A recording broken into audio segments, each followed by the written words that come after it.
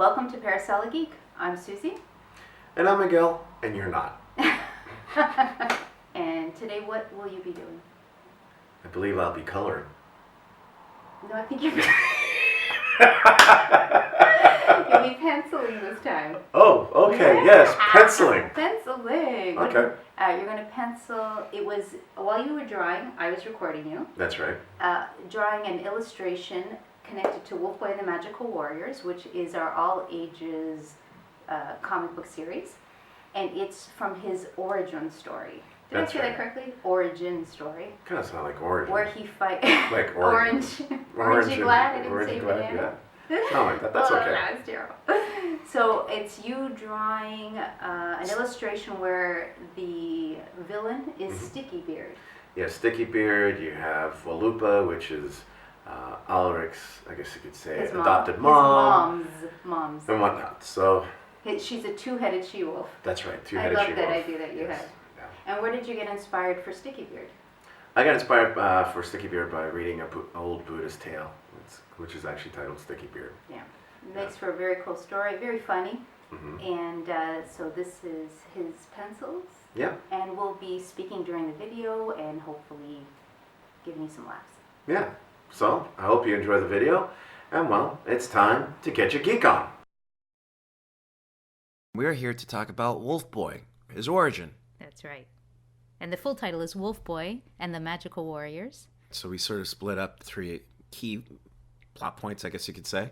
You have Walupa, his mother, who raised him, two-headed she-wolf. He eventually meets Stickybeard, the first monster he faces, and then eventually who will be his lifelong friend, Monkey King. Okay, so these three characters are going to be in this illustration. That's right. Okay, the mother who raised him, Walupa the two-headed she-wolf. That's right. Then Stickybeard, his first villain monster that he had to fight. Mm-hmm. And then Monkey King. That's right. So you're initially sketching out... Yes, but I'm not sketching it right on the paper. That's not my initial composition. My initial composition, I work out my sketchbook.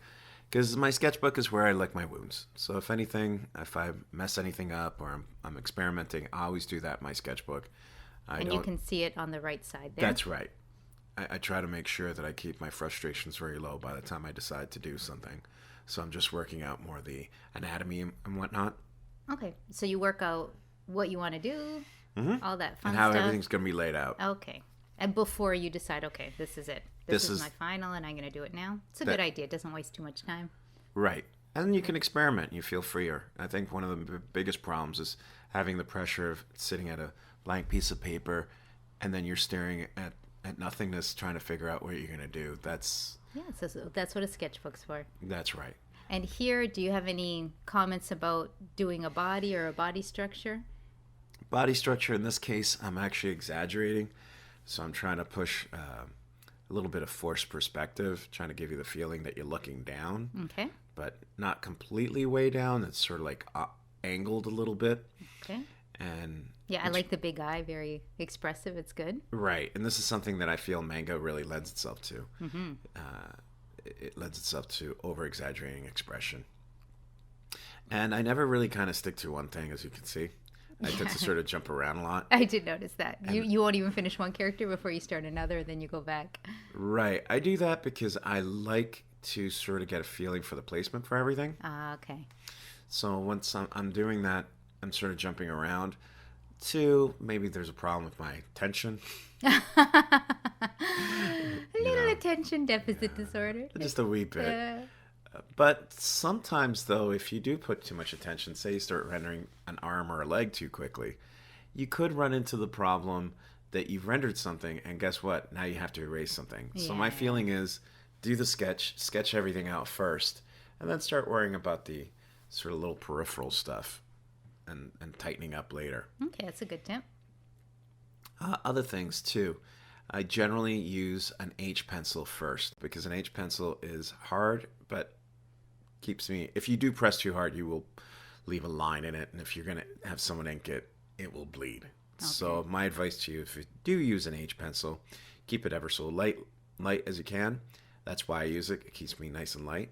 The other thing is, too, I used to love using non-repo blue, but I just worked into an H pencil because I felt like how it finishes is much nicer with an H than with repo. Okay. That's just preference. Yeah, it's all personal preference.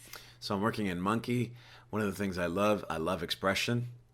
So I have him sort of like bent over laughing at Ulrich.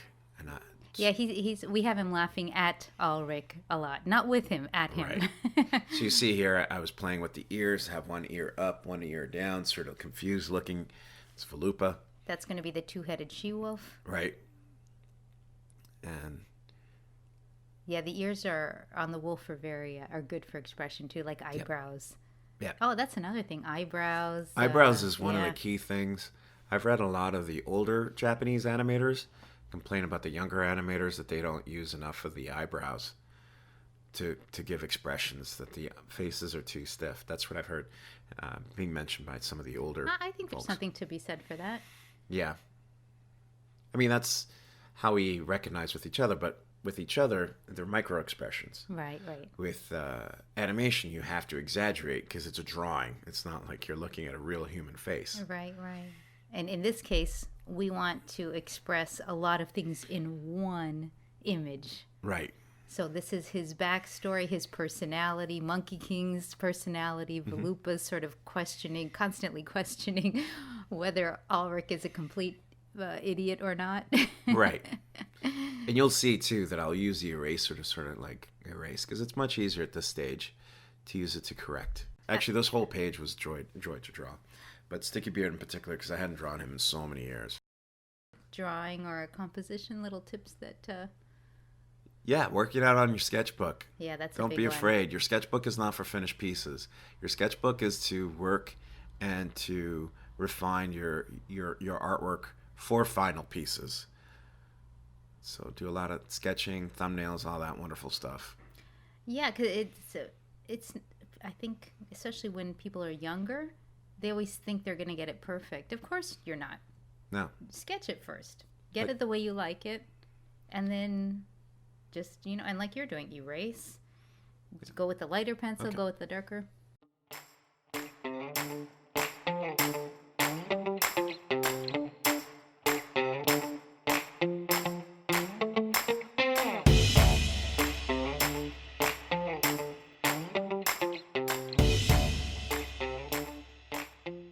When you're coloring his hair, and because this is sped up, it looks awesome. Look at that.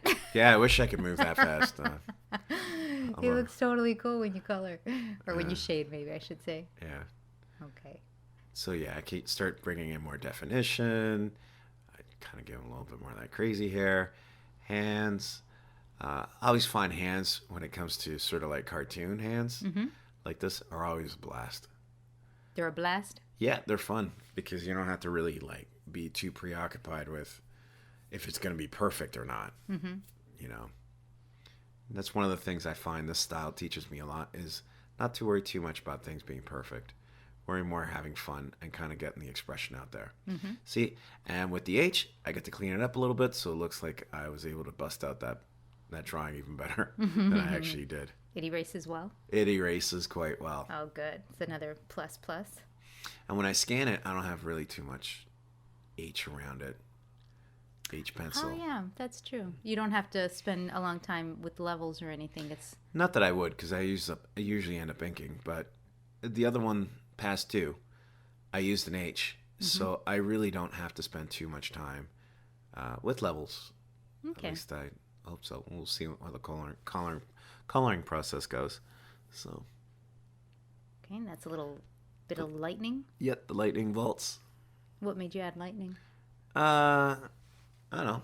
I guess Wolf Boy is electric. I just thought it would be a nice divider. It looked cool. It divided the page well. Yeah, I just wanted something that's as a neat divider that wasn't just straight up lines. It's got quite the, what are those warts on his nose? Yeah. Nice. Yeah. I like his rotten teeth as well. Love them. Yeah. Yeah, I told you it was a lot of fun drawing. Trying it. And if you're wondering what the story is, you can actually get a free comic from our website on 7robots.com, and there's a link also in the description. Yes, and please stop by and give us a like. Check out some of the posts. There's a lot of really interesting stuff.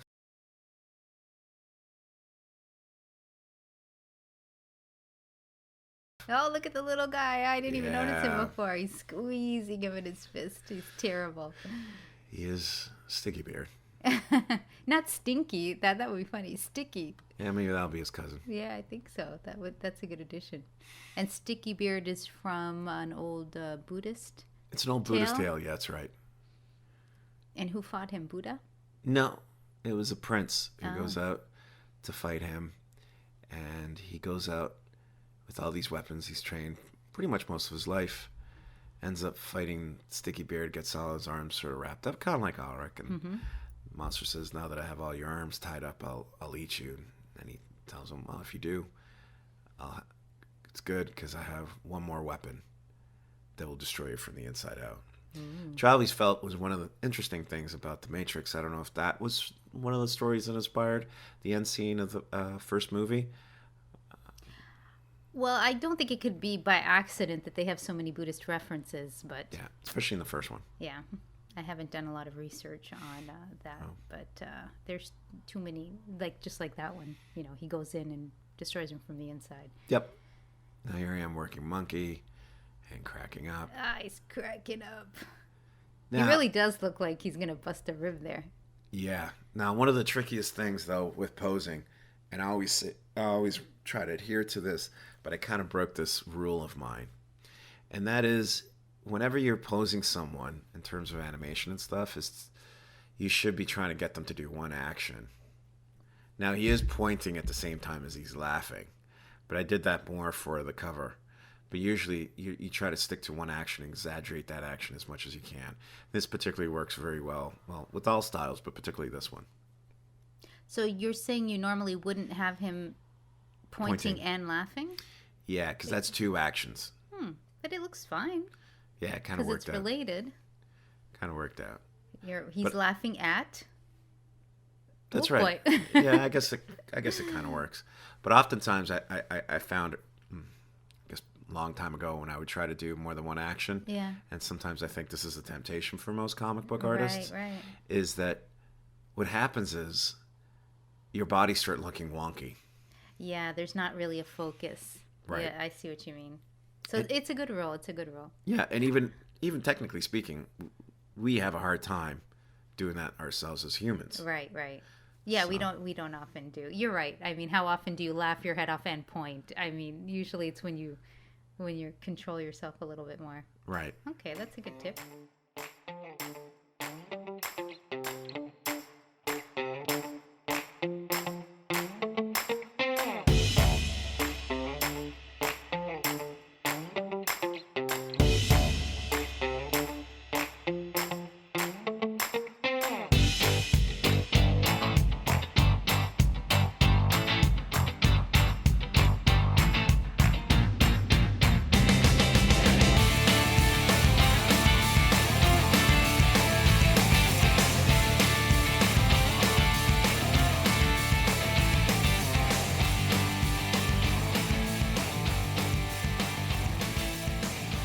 This is what it looks like. Also, keep in mind, like weight lines, so you'll see the hands have thicker weight lines, thinner weight lines as they go away. That's right. It depends on what style you adhere to, because the Europeans use a deadline. We'll talk about that some other day. All right. Deadline, not a deadline, a deadline. Well, what do you think? I'm happy with this. I think it looks great. Yeah. And on that note, thank you for listening. And don't forget to like, to subscribe, to share with your friends. And we hope to see you again very soon. And don't forget to get your geek on.